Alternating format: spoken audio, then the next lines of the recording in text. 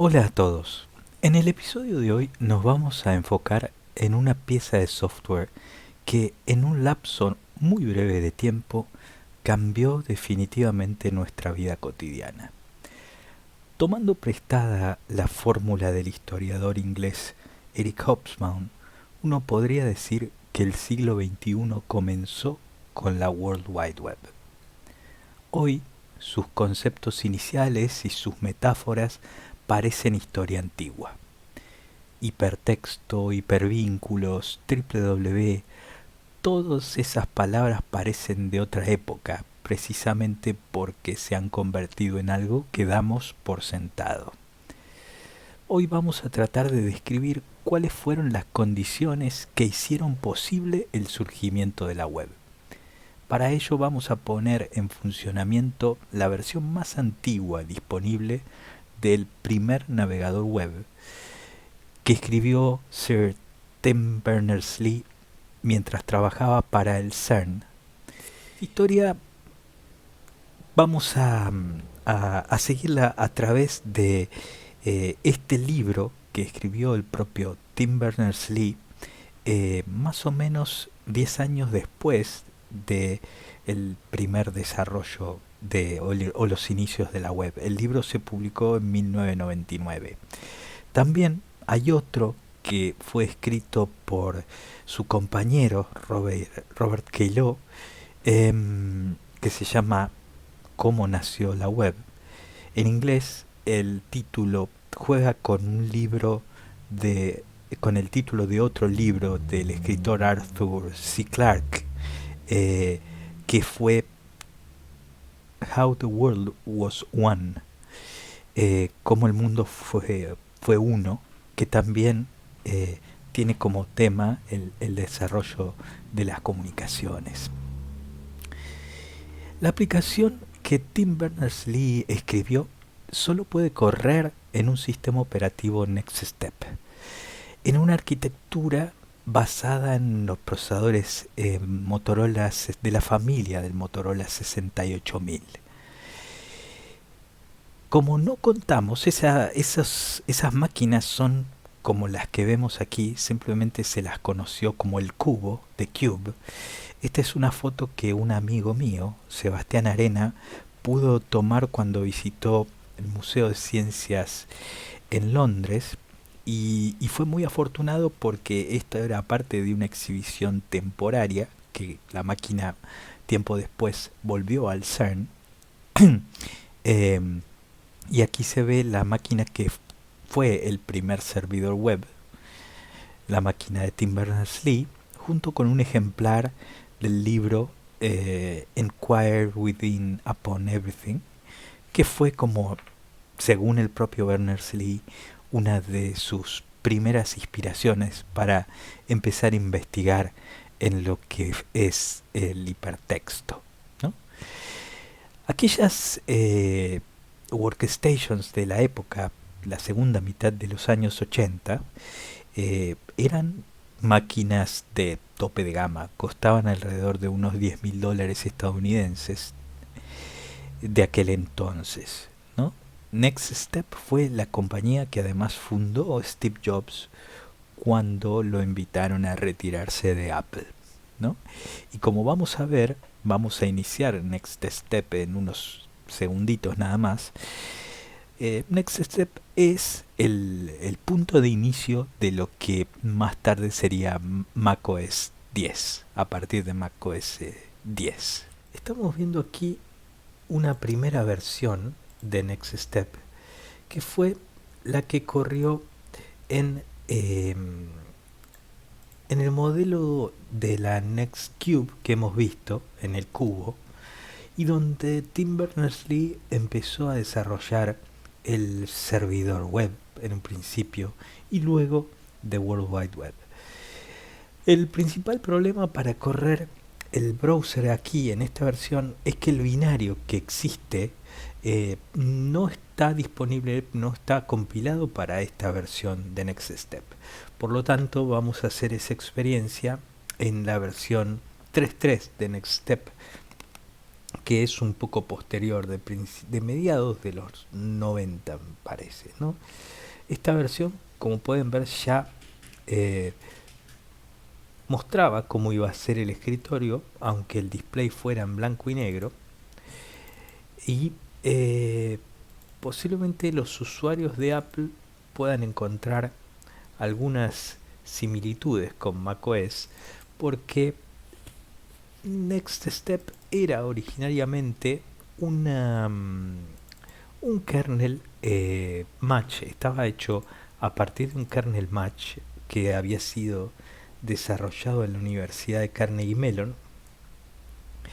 Eh, y arriba de eso estaban todas las herramientas de BSD, de Unix BSD 4.2 en principio. Un Unix BSD 4 es un viejo conocido de piensa abierto. Y por sobre ese microkernel estaba corriendo esta interfaz que era la parte privativa del sistema, ¿no es cierto? Venía con un email firmado por Steve Jobs en el que señalaba cómo Next Step iba a cambiar la historia de la computación de escritorio, de las PC en aquel momento, ¿no? Pero se ve que para la época, por ejemplo, este era un cliente de correo con, como pueden ver, con texto enriquecido, imágenes incrustadas. Era sofisticado para la época, ¿no? Y además hay que pensar que, bueno, que estas máquinas eran máquinas de tope de gama, ¿no? Costarían alrededor de unos $10.000. Muy bien, vamos ahora a bootear la versión más nueva para empezar a ver las herramientas que construyeron la web. Vamos a empezar a arrancar BCD 3.3.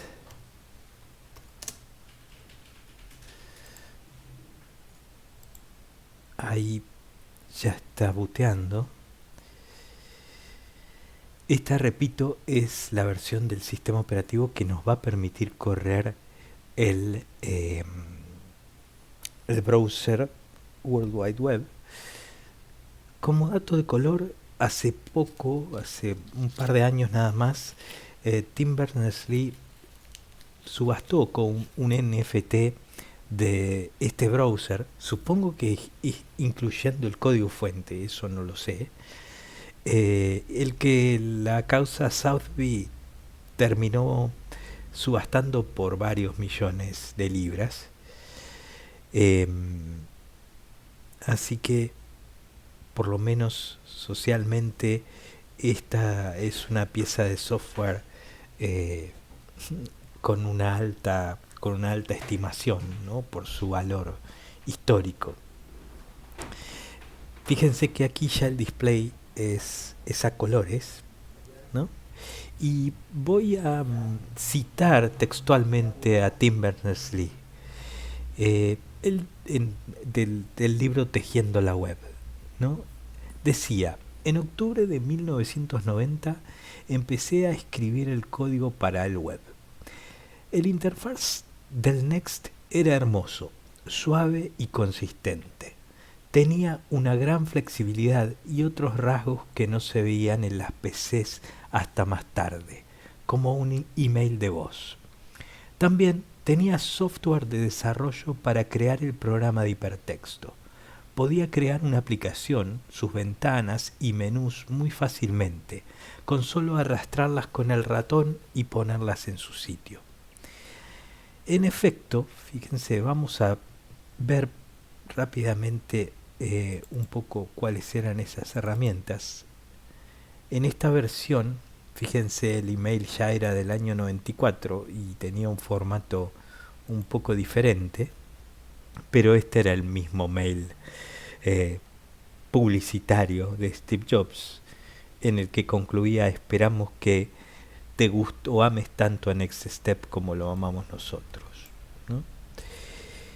Pero sin duda uno de los grandes motores o herramientas que le posibilitaron a Berners-Lee desarrollar en unos pocos meses el browser fueron las herramientas de desarrollo de Next Step, ¿no? Estas herramientas, a ver si, fíjense que venía con algunos software de demos que permitían, como ven, grabar audio. Ahí está grabando audio, ¿no? Vamos a cerrarla porque era simplemente una, un juego. Y veamos el Project Builder, que fue una de esas herramientas a la que se refería eh, Berners-Lee. Déjenme ver, este es simplemente un proyecto muy elemental, pero fíjense que las interfaz gráficas de usuario se podían construir con solo arrastrar y pegar widgets de una manera muy similar a como serían, no sé, aplicaciones muy posteriores. Me viene a la cabeza Qt Builder o muchas otras, ¿no? Pero esto se desarrolló a principios o a finales de los años 80 y era para la época eh, bastante avanzado, ¿no? Obviamente solo estoy jugando aquí, pero en definitiva este juego de herramientas de desarrollo fueron las que le permitieron a Tim Berners-Lee desarrollar muy rápidamente el primer browser con el cual la web empezó a dar sus primeros pasos en el CERN, en un principio en el interior del CERN, ¿no? Vamos a abrir una terminal.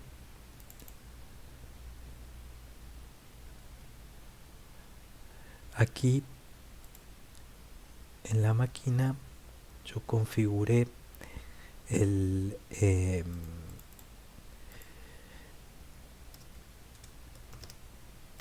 el browser HTTPD, el browser que desarrolló Berners-Lee. También es un viejo amigo de Piensa Abierto porque es el browser que que configuramos y que compilamos para correr en Linux.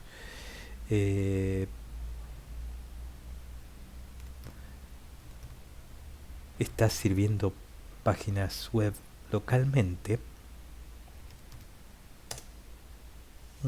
Aquí está la entrada en el inetd y en el directorio public puse la estructura más o menos del sitio web del CERN, ¿no es cierto?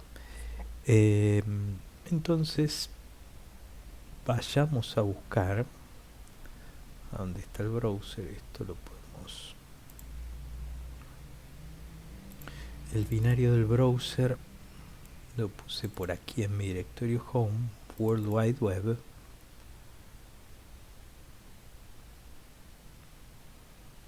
Ok, si nos fijamos aquí la presentación, esta era la versión 0.15, solo beta, ¿no? Y se ve por los comentarios que todavía esto era una versión beta, ¿no? Un ejercicio en información global. Creo que ese fue posiblemente uno, una de las grandes visiones de Berners-Lee, que fue haber entrevisto esto no solamente como una solución para los problemas que tenía él en el CERN, o que tenía el CERN eh, como organización, ¿no? Gestionar eficazmente todos los documentos que se generaban en semejante organización, sino además haberlo entrevisto como algo que iba a tener impacto y aplicación a la sociedad en general, fuera del CERN.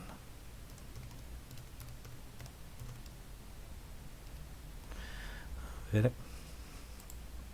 ahí vamos a tratar de abrir una página de las que estamos sirviendo localmente, ¿no? Este es el primer sitio del CERN. Fíjense que todas las páginas van abriendo en ventanas emergentes, ¿no?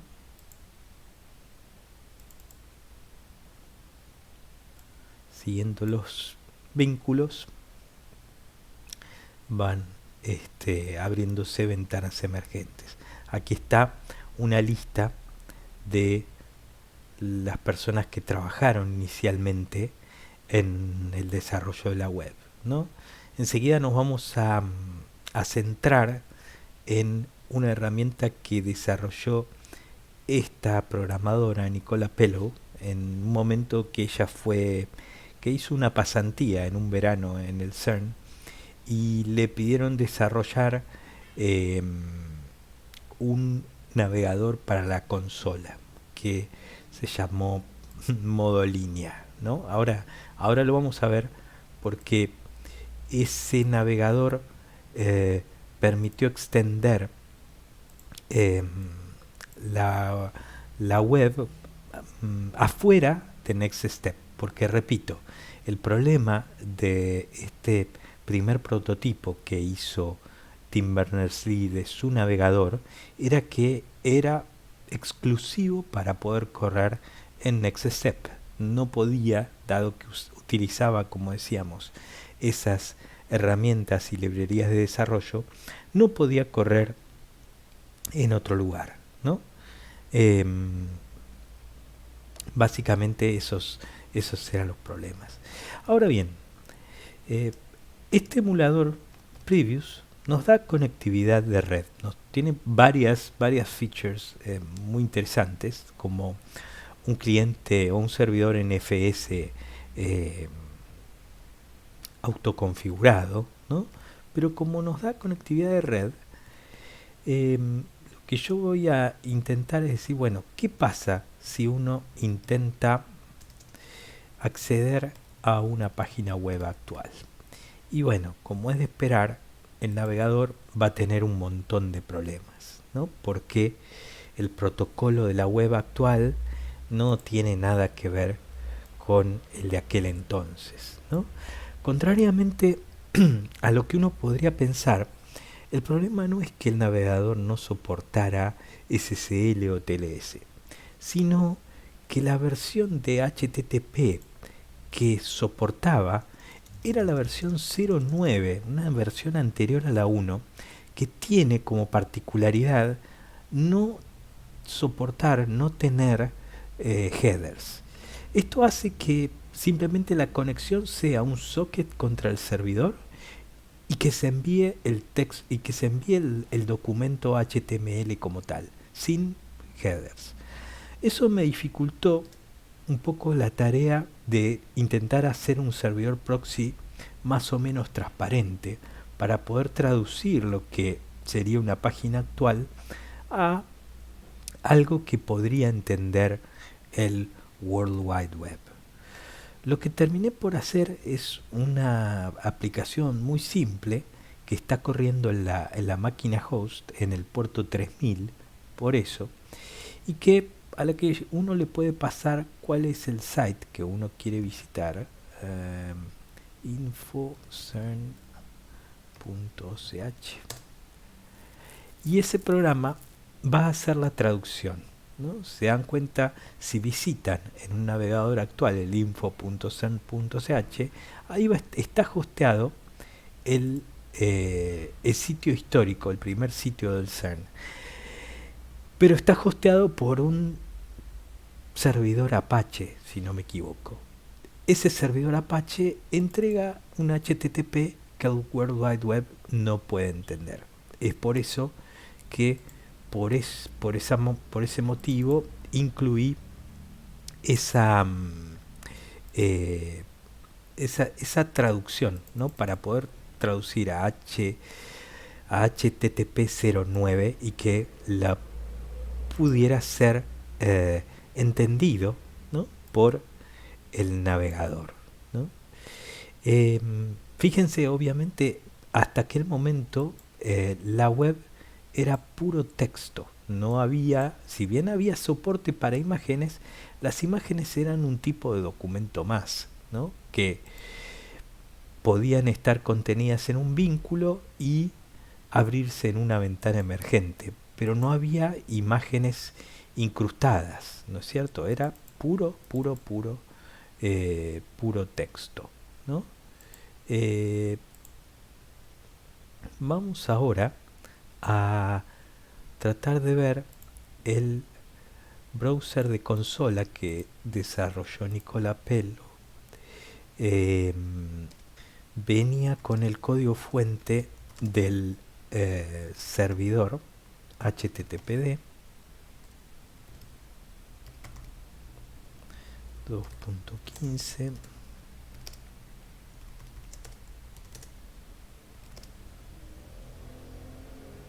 Line Mode, ese era el nombre del browser. Vamos al binario que se compiló para Next y veamos. Y vamos a tener que pasar la dirección de una forma parecida a como lo hicimos antes para que la aplicación que está corriendo en mi host la traduzca.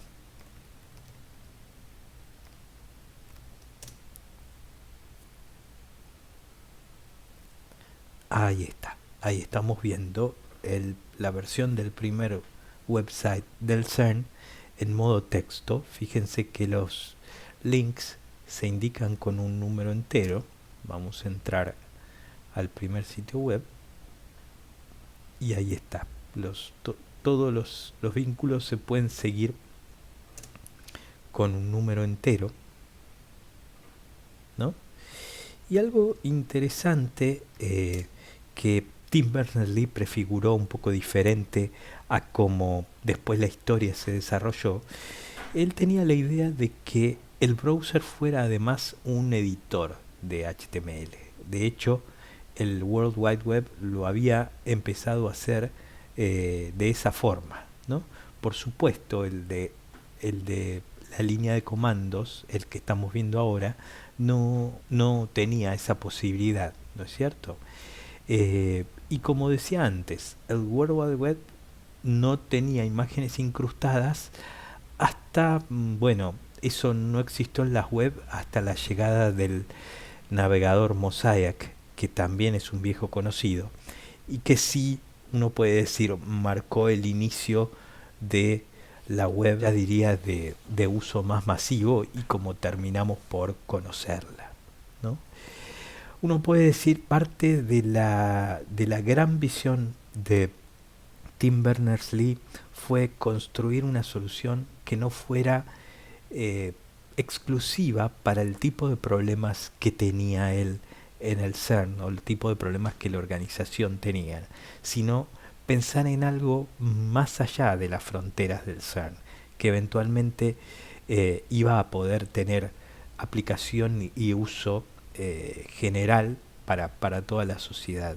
De hecho, muy rápidamente en los grupos de Usenet, el interés que generó la web fue mucho más fuerte fuera del CERN que dentro, ¿no? Muy bien, vamos ahora a revisar cuáles fueron algunos de los antecedentes de de esta gran obra de Tim Berners-Lee. Los años 80, en el año 89, esta imagen que estamos viendo es la de la que acompañó a una primera propuesta que él hizo en el CERN. Eh, el CERN eran las siglas de Conseil Européen pour la Recherche Nucléaire, Consejo Europeo para la investigación nuclear, hoy en día, por supuesto, sigue existiendo, pero básicamente es un gran laboratorio para la investigación de la física de partículas, ¿no? Ya no está enfocado solamente en el desarrollo pacífico de la energía nuclear. Eh, y la organización comenzó a mediados de los años 50. Para la época en que Tim Berners-Lee estaba trabajando allí, ya era una organización muy grande, ¿no? Y cito textualmente a Berners-Lee en Tejiendo la Web. Dice: científicos visitantes realizaban sus experimentos en el CERN y luego volvían a las instituciones de sus países para analizar los datos obtenidos. Aunque había una instalación central, el CERN era en realidad una comunidad extensa de personas que tenían una autoridad común bastante relativa. Hay que hacerse una idea de la documentación que puede producir una organización de esas características. Básicamente, si semejante organización produce conocimiento, ese conocimiento está materializado en textos, documentos, papers, informes, etcétera, etcétera. Y el principal problema que estaban teniendo era que efectivamente no era fácil acceder a todo ese cúmulo de información. Y lo que es peor, frecuentemente se perdía información porque era muy complicado acceder a ella o simplemente porque era muy difícil gestionarla, ¿no? Es por ello que la primera propuesta que en el 89 Berners-Lee presenta a las autoridades del CERN para obtener fondos e iniciar el desarrollo y la investigación, se llamó Gestión de Información, una propuesta, simplemente, ¿no? Fue evaluada positivamente, ¿no? Hay algunos documentos en donde dicen que se la calificó de algo vaga pero interesante, lo cual generó que después Berners-Lee y su compañero Robert Kellogg hicieran una segunda propuesta, ¿no? Y por otra parte, la gran contribución eh, a, a poder desarrollar la web, sin duda fue la introducción de Internet en el CERN. En Europa, la ARPANET, salvo Noruega y algunos países nórdicos, la ARPANET había tenido escasa penetración.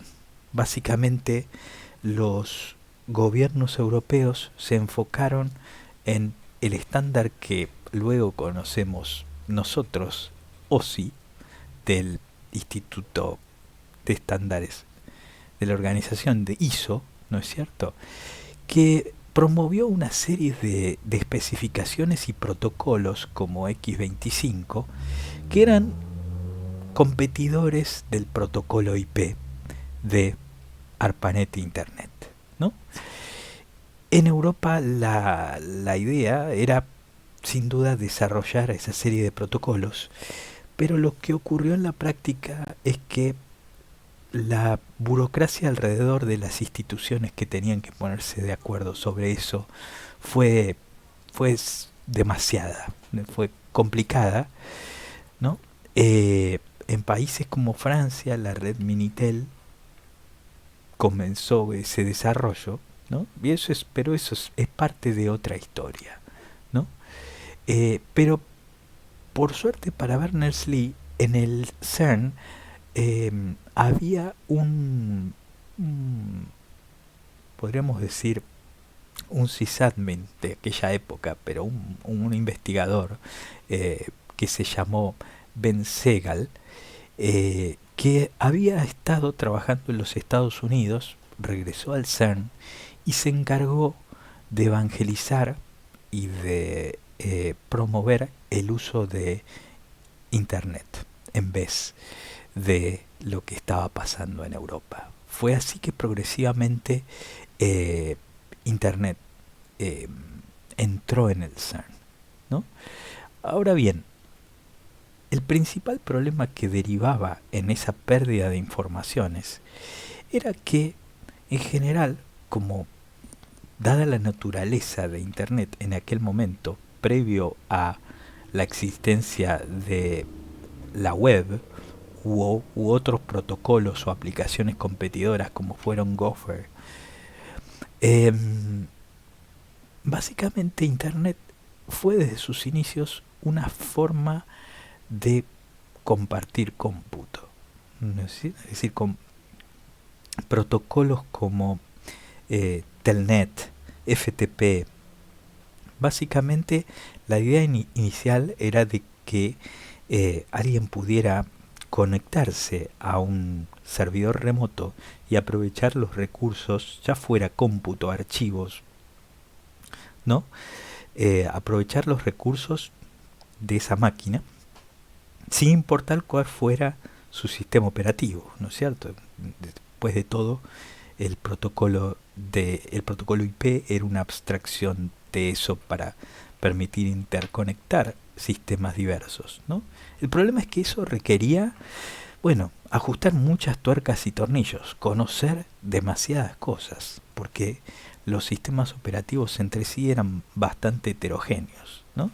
Parte de esa complejidad está, eh, está reproduciendo aquí este diagrama, ¿no? Distintas aplicaciones del CERN eh, de documentación que Berners-Lee se proponía agregar una capa por encima de todas ellas para hacerlas interoperables, ¿no? Aquí hay una que es muy interesante, que aparece marcada como HyperCard, que fue una aplicación, a ver si la podemos ver en alguna imagen aquí. Fue una aplicación que corría en las Mac, en Mac OS clásico. Fíjense, la aplicación comenzó en el año 87 y era básicamente una aplicación que permitía crear el equivalente a páginas web como las conocemos, ¿no? Con la diferencia de que el software no funcionaba en red. Uno se creaba sus tarjetas y las podía eh, linkear, unir unas con otras, ¿no? Y fíjense que era tenía una serie de iconos visuales, ¿no es cierto? El problema es que para hacer disponible eso no había un servidor, ¿no? Uno tenía que compartir floppy disk con todas esas informaciones, ¿no? Inclusive el autor eh, creó un DSL, un lenguaje orientado a crear estas páginas de HyperCard que se llamó HyperTalk, un derivado del lenguaje Smalltalk para crear estas tarjetas, ¿no? Unos años después, si vemos la fecha en el año 93, para mayo del 93, el CERN le permitió a Berners-Lee distribuir o abrir al dominio público el código fuente del servidor HTTP que hemos visto y del navegador de modo línea o de consola que vimos recién de Nicola Pellow, como así también las librerías que hicieron posible el desarrollo del resto de los navegadores. Algunos de ellos los hemos visto, Viola, Airwise, etcétera, ¿no es cierto? Sin duda, como decía, como dijo Nelson, la gran visión de Berners-Lee fue pensar en la integración, en una implementación simple, ¿no? Y en algo como las URLs que permitieran abstraer la diversidad de los distintos sistemas operativos de aquel momento. Y el gran gesto el gran gesto técnico de haber integrado el mundo de las redes que se venía desarrollando en ese momento por alrededor de 20 años y más, con los sistemas de gestión de documentos que hasta ese momento habían ido por carriles totalmente separados. Y eso es todo por hoy. Posiblemente en otro episodio, voy a incluir cómo poder correr en la máquina de cada uno previews e instalar Next Step. Hasta entonces, muchas gracias y nos vemos.